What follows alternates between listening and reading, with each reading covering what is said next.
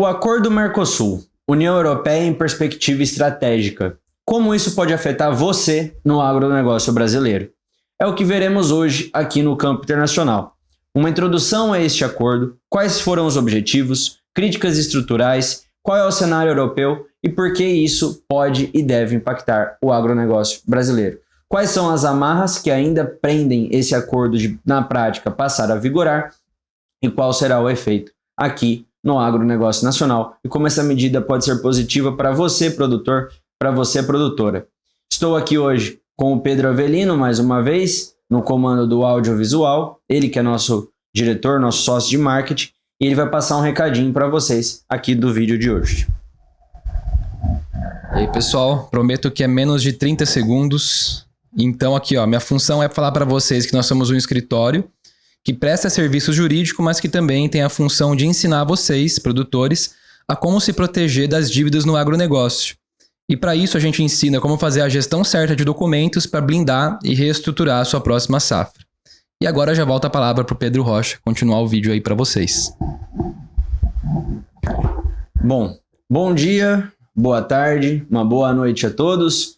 Menos para os que nem eu, palmeirenses, que devem estar não tão contentes com a vitória do nosso rival na tarde, noite de ontem.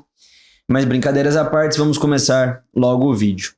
O que eu quero trazer aqui hoje, Pedro, e você pode estar passando, só para mostrar o sumáriozinho do vídeo, é basicamente, gente, como que esse acordo União Europeia e esse acordo Mercosul pode afetar você no seu dia a dia. Mas antes a gente vai dar uma explicação do que são esses blocos econômicos do Mercosul, o que são esses blocos econômicos da União Europeia e como que eles vão caminhar até a finalização desse acordo, que já pende a 20 anos, mas tende a estar próximo nos próximos 20 dias. Pode passar, Pedro, por favor. Então, aqui no primeiro slide a gente traz o que é esse acordo Mercosul, como um bullet point, como um ponto a ser tratado aqui nesse vídeo. Depois a gente traz essa contextualização histórica do lapso temporal, que ele começou a ser discutido ali na década de 90, então está prestes a completar seus 30 anos. E a assinatura final estava prevista agora para dezembro de 2025 e acabou por ser prorrogada para janeiro de 2026. A gente vai ver o porquê dessa prorrogação, muito por efeitos políticos e econômicos da Europa, de protecionismo deste bloco econômico, mas muito também por conta de como o mercado reage a esse jogo internacional, esse xadrez internacional, de quem vende mais, quem está no primeiro comando hoje do posto de venda de carne, no caso que o Brasil assumiu, quem está no comando do posto da venda de soja, com esse regionalismo que está tendo entre China, Estados Unidos e depois o Brasil, como alimentação desses blocos. Então a gente vai passar a ver, enxergar e entender um pouco como tudo isso influi em acordos que envolvem tantos países com grande poderio econômico. Então, respondendo à primeira pergunta, o que é o acordo Mercosul-União Europeia? Primeiro vamos entender, Mercosul, a gente está falando de todos os países que compõem o mercado sul-americano. Então a gente está falando do bloco econômico aqui desse eixo dos países da América Latina. E da União Europeia? União Europeia, basicamente, agora com exceção da Inglaterra, que acabou de sair no movimento que foi conhecido como Brexit, que é a saída da Grã-Bretanha do Reino Unido. Então a gente consegue construir todo isso como o bloco econômico da União Europeia. Ele é composto por mais de 20 países, aproximadamente 27 países, e para a gente ter o avanço desse acordo, dessa sinalização bilateral da União Europeia como um todo, eles precisam que todos os países, ou ao menos a sua grande maioria, concordem com o que está sendo passado. É como se a União Europeia, para vocês entenderem, fosse um grande parlamento. Aqui no Brasil, para você aprovar um projeto de lei, para você aprovar uma emenda à Constituição, para você aprovar qualquer coisa que seja discutida no Congresso, a gente precisa de maioria, e na maioria das vezes, como uma emenda à Constituição, de maioria absoluta. No caso da União Europeia, como tem essa composição de vários países, são países soberanos que compõem um mesmo bloco econômico, que eles visam facilitar essas barreiras sanitárias, essas barreiras econômicas, para eles aumentarem e fomentarem a economia local, eles, para avançarem num acordo multilateral com outros países, eles também precisam ter essa grande maioria, se não a totalidade de seus países concordando com esse movimento. Pois entenda, por exemplo, citando um caso prático, vamos supor que a Itália fizesse um movimento de que todos os cidadãos que comprovarem até o 3º grau que tem um traço italiano na família podem receber seus parentes para ir lá trabalhar. É algo que é comum da gente ver nos noticiários. É algo que a Itália pode fazer sem a consumação dos outros países da União Europeia? Mas e se ele falar, ele, governo italiano, que todos esses cidadãos italianos ou descendentes desses cidadãos italianos podem vender nos outros países da União Europeia sobre as mesmas condições, que eles podem ter as mesmas ofertas, para ele conseguir dar essa mesma concessão de benefício para um cidadão extracomunitário estrangeiro que não ainda é reconhecido como cidadão deste governo europeu, ele precisaria deste acordo multilateral com os outros países que compõem o bloco. Então, basicamente, quer no Mercosul, quer na União Europeia, são blocos que vários países se juntam para, dentro das suas regiões, eles facilitarem o comércio e começarem a aplicar medidas que beneficiem todos os países em comum. Então, aqui o Mercosul estão todos representados para fomentar e aquecer a economia aqui da nossa região, e na União Europeia, basicamente, os governos dos países europeus eles se juntam por uma mesma medida neste sentido. Aqui o segundo bullet point é basicamente... Pode voltar, Pedro, ainda. Aqui o segundo bullet point, basicamente, ele fala que foi iniciado na década de 90, então esse acordo começou a ser costurado há mais de 20 anos. A gente tem agora em 2025, ou seja, passados quase 30 anos de quando começou, a gente está conseguindo chegar num caminho para ter essa assinatura, algo que vai, em tese, melhorar a economia, quer aqui da nossa região, quer do governo europeu, da Europa como um todo. Porém, tem pequenas partes da Europa, como por exemplo, a gente vai ver mais à frente, a França e outras economias, que os agricultores daqueles países têm se manifestado contra. Por quê, gente? Se vai ter fomento de política econômica, vamos supor que a EUDR, que é uma outra norma que tem no sentido da exportação, e vai começar a ter vigor agora também no próximo ano. Então vamos supor que a gente teria que pagar mais para estar exportando. Então a nossa soja, no fim do dia, chega mais cara na Europa do que a soja dos Estados Unidos ou do próprio governo da União Europeia, dos países que são ali governados. Então, para o agricultor da França, vai ficar mais difícil para ele competir com uma soja que vem de fora se ela chega nas mesmas condições. Então, tendo o acordo Mercosul-União Europeia, tendo o melhoramento dessas situações de exportação, os agricultores locais desses blocos econômicos estão se movimentando contra para estar barrando esse... Então, são todas essas dificuldades políticas e culturais que são enfrentadas aos longos dos últimos anos que ainda fizeram que o acordo não fosse assinado, mas a expectativa é que ele seja assinado agora em janeiro. E por último, basicamente essa projeção final que eu fiz do segundo bullet point e que foi adiada para janeiro de 26, mesmo que demore um pouquinho, a tendência aqui em 2026 esse acordo saia do papel e você está vendo primeiro aqui nos canais da Rocha Mazo Advogados. Pode passar, Pedro, por favor. Quais são os objetivos desse acordo? Redução de tarifas e abertura de mercado, que foi basicamente o que eu citei no caso do governo francês. Regras comuns para comércio, investimento e sustentabilidade. Então, assim, por exemplo, hoje, o governo europeu ele fala que dentro da Europa tem que ter um padrão sanitário de que o frango tem que ser comercializado com um degelo, sem ter sido passado por uma inspeção, mas o frango que vem do Brasil e vai para a Europa tem que passar por essa inspeção, tem mais regras sanitárias, então eles basicamente iriam igualar as regras do jogo.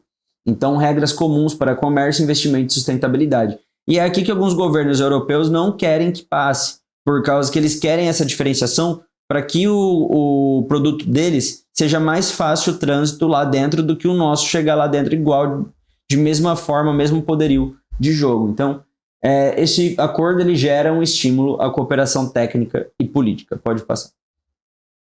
As críticas são essa assimetria entre os blocos, as commodities e produtos industrializados, o reforço à reprimarização das economias do Mercosul e falta de transparência na negociação. O que tudo isso quer dizer? Que tem críticas de como o Mercosul ele pode ser explorado em maior forma do que a Europa. Então, como os produtores da Europa podem, no final do dia, sair ganhando com esse acordo em detrimento dos produtores aqui do Mercosul. Só que esse é um ponto muito sensível, porque ao mesmo tempo que tem essas críticas aqui, os próprios agricultores do bloco da União Europeia também veem e enxergam dessa forma. Então a gente pode estar trazendo diferentes formas de concepção e análise dessas críticas estruturais do acordo. O que no fim do dia vai importar vai ser mais barato para a gente vender os nossos produtos na Europa? Em contrapartida, os produtos europeus vão chegar mais baratos no mercado interno? É o que há de se observar. Pode passar. Só tomar um golinho d'água antes da gente ver o belo Macron e sua esposa. Ó, cometi uma gafe, não é a esposa dele. É a ministra italiana. A esposa dele é uma professora francesa mais velha que ele e que ela, inclusive.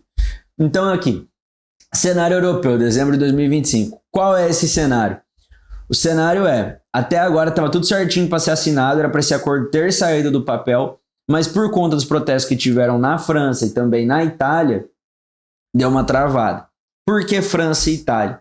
A Itália basicamente por causa que tem normas e tem política. Não tem como a gente falar, é o que eu disse no último vídeo. A gente tenta tratar sobre política sem ser político. O governo e podem ver, o governo francês e o governo italiano, eles são diferentes em critério de ideologia política. O Macron, um governante mais de centro-esquerda, e a ministra italiana de mais centro-direita. Então, a política econômica do governo italiano, inclusive, está dificultando agora o reconhecimento de cidadania para ítalo-brasileiros. Então, a gente pode ver, um grande abraço ao Giovanni Bonato, que foi o responsável também pelo meu passaporte europeu, mas nesse caso aqui da ministra italiana, o que está acontecendo dentro da Itália? Está tendo um movimento muito contra migrante. Então, eles querem fortalecer a economia e a própria agricultura local. Então, com isso, todas as exportações que vêm do Mercosul é vista pela base política da ministra italiana como algo que atenta contra os princípios italianos. Ou seja, nós temos que nos proteger enquanto país, enquanto nação, e não temos que aceitar esses produtos que vêm de fora, porque a gente vai estar fortalecendo outras economias de outros princípios políticos. Então, o que está acontecendo na Itália é muito mais essa revolta política da base da ministra do que qualquer coisa. Enquanto na França o que ocorre é diferente. Na França é muito mais os agricultores que estão já num momento delicado de sua economia, igual estão os agricultores aqui no Brasil, que muito embora pareça até contraditório, o Brasil está batendo metas e metas de exportação. Então a gente está em um momento recorde. Mesmo com o problema da taxação que a gente teve dos Estados Unidos, a China suplantou esse déficit e o Brasil está batendo recorde. Mas como que o Brasil está batendo tantos recordes de exportação e os produtores brasileiros estão sofrendo tanto nesse contexto internacional? É porque nem sempre, quando a gente fala de exportação, a gente fala dos mesmos produtores que sofrem. Os produtores que sofrem muitas vezes podem ser considerados os pequenos e médios, e quando a gente fala de exportação, a gente fala de médios e grandes. Então, nesse caso da França, a agricultura local ela é muito fomentada por pequenos e médios, e com a abertura dos mercados de exportação, os médios e grandes exportadores brasileiros podem tomar um mercado que hoje é dominado pelos pequenos e médios lá na França.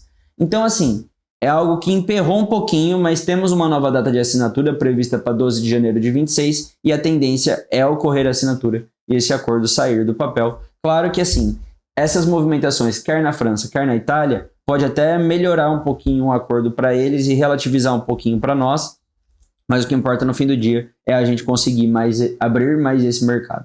Pode passar. Agora a gente vai tratar do que foi essa crise agrícola lá na França, de forma bem rápida, só para contextualizar vocês. Então aqui nas imagens, vocês podem ver que tratores tomaram as avenidas principais ali na França, trazendo aqui para o estado de São Paulo, que é onde a gente navega melhor. É como se tivesse tido uma manifestação de tratoristas ali na rodovia dos Bandeirantes, na Washington Luiz, no Rodoanel. Então, basicamente, eles fecharam as principais pontes de tráfego, de trânsito. Então, isso afetou bastante lá durante o dia e gerou bastante revolta. E dentro de Paris, né, que é onde tem o expoente político do governo francês, a gente pode ver que, ó, meu francês não é tão bom, não sei se você não quer se arriscar, Pedro, mas vou ler em português. Então, desconsiderem a pronúncia. Non ao Mercosul, que é basicamente uma tradução não ao Mercosul. Eles pegaram aqui um trator de uma marca até que a gente conhece pelas próprias cores, né, da John Deere, e colocaram não ao Mercosul. Basicamente, por que não ao Mercosul? Porque eles querem que fortaleçam esse bloco da União Europeia em detrimento da gente conseguir abrir portas para os médios e grandes exportadores brasileiros mandarem nossos produtos lá para a Europa. Então, a alta nos custos e regras ambientais mais rígidas lá dentro da própria Europa fez com que eles temessem que a abertura desse mercado para os produtos do Mercosul fosse algo que iria atrapalhar as políticas internas deles. A agricultura francesa está nessa crise estrutural, igual eu comentei aqui no slide anterior. Então esse acordo virou um bode expiatório político. Então é uma forma também de como o governo é de centro-esquerda, diferente da Itália. Na Itália o que está acontecendo? A base da ministra está falando para ela, olha, dá uma brecada nisso daqui porque vai ser ruim para a gente no sentido dos nossos próprios eleitores não votarem na gente na próxima eleição. Na França é o oposto. Na França, como é de centro-esquerda o governo, eles basicamente estão acabando com o Macron lá, porque estão falando, olha, tá vendo? Ele tá vendendo e prejudicando o agro aqui do território francês. Então, no fim do dia, quer na França, quer na Itália, o que está ocorrendo é uma movimentação política, quer para criticar, quer para colocar uma cautela maior no momento da assinatura do acordo de multilateralismo europeu.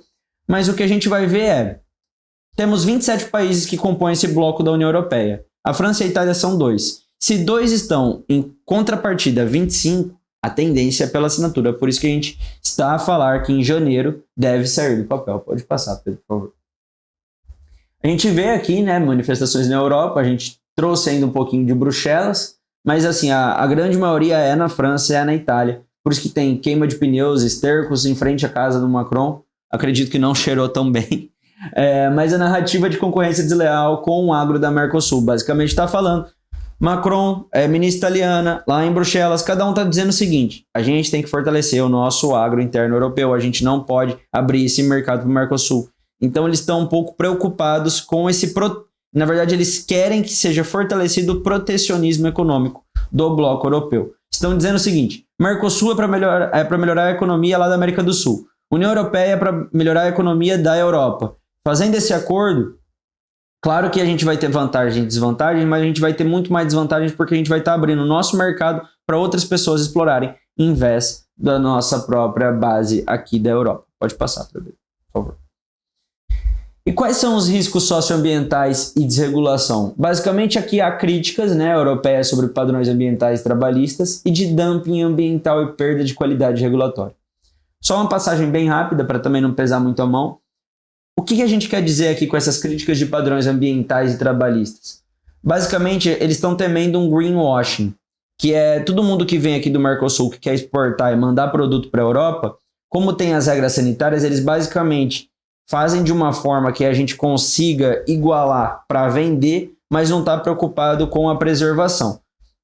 Então a gente basicamente bate a meta imposta e vende, em detrimento da gente conseguir conservar alguma coisa. E desregulação por quê? Por causa que quem vai fazer a regulação do nosso agronegócio somos nós, enquanto deles são eles. E eles não vão conseguir ter esse filtro fiscalizatório. Basicamente é isso, dessas normas ambientais e trabalhistas. Esse dumping ambiental foi o que eu disse do greenwashing, que é basicamente a gente utilizar esse mercado verde, e aqui o Pedro colocou um pouco dessa descarga, no sentido de ter essa qualidade regulatória. Então, isso é natural, gente, porque assim, ó, quando a gente tem um país e um país fazendo regras sobre o que ocorre ali dentro, a gente tem algo muito mais apurado e com maior acuidade. Quando a gente tem um acordo que envolve mais de 40 países, ali os 27 do bloco europeu, mais aqui os do Mercosul, a gente não consegue ter essa unidade fiscalizatória tão grande. Então, esses riscos socioambientais eles existem, mas no fim do dia, para ter um fomento maior de mercado nos dois blocos econômicos, eles estão sendo testados à prova. Pode passar, Pedro, por favor. E quais são essas projeções? Bom, Pedro, e se sair do papel tudo isso? Vai ter ganho modesto no PIB, menos de 1%, mas quando a gente fala de 1%, focando em agronegócio, até não é tão modesto, ele é um pouco modesto quando a gente trata isoladamente. O setor da carne, frango, soja e fruta vai ser ainda mais beneficiado, porque hoje a gente basicamente manda tudo para a China, para os Estados Unidos e para países paralelos, para a Europa é um pouquinho mais difícil por conta da EUDR dessas normas sanitárias. Então, a tendência é que esses mercados se abram e a gente consiga exportar ainda mais. E tendo mais opções de venda, é aquele negócio. Por exemplo, se eu abro a boca que eu vou vender esse celular aqui, o Pedro, o Lucas e o Bruno querem comprar, e aparecem mais 10 compradores, quanto mais pessoas interessadas na compra do meu produto, mais o meu produto ele se valoriza e eu consigo vender sempre na melhor opção. Então a indústria brasileira ela pode sofrer com essa concorrência europeia, também de vir um pouco de produto deles para o mercado interno, mas a tendência é a gente conseguir abrir mais frentes de exportação e valorizar ainda mais o nosso produto. E quais são os atores não estatais que estão nesse jogo? Ah, mas a gente está falando só dos países, dos jogos? Não. A gente tem o CNA, o CNI, as federações empresariais que influenciaram as pautas. O foco é no agroexportador, então aqui a gente está falando do médio e grande. Então, assim, você produtor, você produtora rural, que está se organizando, que é um pequeno produtor, quando a gente fala pequeno e médio produtor, a gente está tratando tão somente do tamanho da sua terra e não no quanto você se prepara e é empresário rural. Então aqui a gente está tratando dos grandes, de quem tem um montante de terras de exportação a ser explorada num sentido muito maior. Então é uma baixa participação de setores sociais e ambientais e muito mais do capital. No fim do dia a gente está falando de quem vai estar exportando. E qual foi essa resposta da União Europeia, Pedro? Sabe falar? Nem eu sei falar direito, porque foi o mecanismo de salvaguarda agrícola que foi aprovado. E o que é isso? Ele permite a suspensão de benefícios se o impacto for severo. Traduzindo para o português muito claro aqui. Se for feito o acordo e começar a quebrar a economia da França, quebrar a economia da Itália, eles podem suspender. Então é tipo assim, vamos abrir, vamos tentar testar como esse acordo pode beneficiar ambos os blocos, mas se no fim do dia o governo de alguns países notar uma queda em detrimento da sua própria agricultura local e do seu país, pode ter a suspensão regional e também do acordo total se estiver sendo uma catarse. Mas essa é aquela... Quando você vai fazer um contrato, e isso eu até esqueci de falar no começo do vídeo, o Pedro me cobra, ele vai me dar bronca de novo. Sou um advogado especializado em direito contratual pela PUC de São Paulo e internacional pela USP. Então, assim, quando a gente está falando de direito contratual, a gente sempre pensa em cláusulas de proteção. Então, se eu vou vender esse celular para o Pedro, eu tenho que fazer o quê? Colocar uma cláusula prevendo que se ele me der um calote, eu posso pegar o celular de volta e ele me paga uma multa. Então é uma cláusula de protecionismo. A resposta da União Europeia foi colocar esse mecanismo de salvaguarda agrícola aprovado, que pode suspender se os países começarem a ter uma queda na sua própria agricultura local. Então aqui já meio que responde os protestos, mas claro que tudo que mexe com um setor tão importante da economia é normal e é comum que tenham essas movimentações de protestos. Mas agora, trazendo para a pergunta que todo mundo queria que fosse respondida. E quais são os impactos para o agro brasileiro? Então aqui a gente tem até um vídeo que o Pedro colocou, que a gente trouxe, acredito que um dos primeiros vídeos que a gente gravou aqui no Campo Internacional. Acho que foi o quarto vídeo. Que é o que você precisa saber antes de tentar exportar sua produção. Então a gente traz aqui algo um pouco mais conceitual, algo um pouco mais inicial, e eu imagino que hoje eu estou conversando com você que já viu esse vídeo, espero que já tenha visto. Então, que já está nesse movimento de exportação, você já está com a sua safra plantada, está colhendo. Um exemplo, se você planta limão, igual o Pedro Avelino Pai, muito tempo já fez, e no final da safra vai colher tudo isso para estar exportando, você já sabe como funciona esse movimento, já sabe como funcionam as regras do seu jogo. Mas se você ainda não sabe, você está querendo entrar nesse mercado, fica aqui a dica para estar assistindo esse vídeo. Mas vamos lá. Quais são os impactos para o agro brasileiro? O acesso a 450 milhões de consumidores, foi o que eu falei, vai começar a abrir mais interessados em comprar o celular na analogia, então vai passar a abrir mais interessados em comprar nossos produtos. Potenciais de novos mercados, mas com exigências rígidas, então eles vão ter esse controle sanitário, a gente vai ter que se adequar às regras do jogo. Então, se a gente quer começar a jogar bola, a gente precisa ter uma chuteira, uma tornozeleira, precisa ter uma caneleira. Então, basicamente é isso. Vai abrir mais mercado, a gente se adequa às regras que eles têm ali e começa a vender. E a rastreabilidade e a sustentabilidade vão ser desafios, mas depois a gente até falou, eu acredito que a gente já tem um vídeo disso, que é sobre crédito verde, da possibilidade. Se eu não falei, o Bruno falou. Acredito que um de nós dois falou, o Bruno, eu tenho certeza que ele falou num vídeo que é de pré-sal verde. E eu acredito que eu trouxe isso também na possibilidade do crédito via mercado ESG. Depois o Pedro pode estar deixando aqui no card. No minuto, você marca aí, Pedro?